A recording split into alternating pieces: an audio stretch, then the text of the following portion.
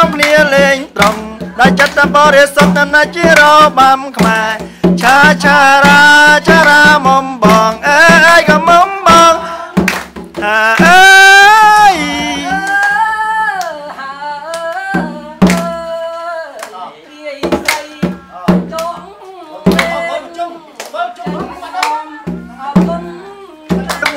អើចេញ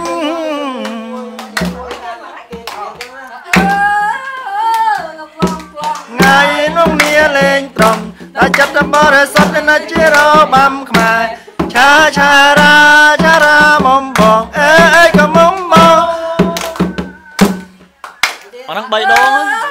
3ដងបានហើយទីសៀមហ្នឹងតែប៉ុណ្ណេះដល់ពេលហ្នឹង3ដងតើពិតជាសម្ដែងយកពិតមកទៅ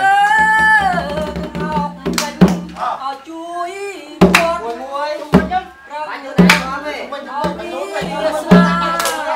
ទុនសោថ្លៃឲ្យព្រៀនតាំងស្លាប់ចូលមកទាំងអស់គ្នាចូលគ្នាលេងត្រង់ដោយចិត្តបរិសុទ្ធណាជារបាំខ្មែរឆាឆារាមុំបងអើយក៏មុំបងហើយកំឡង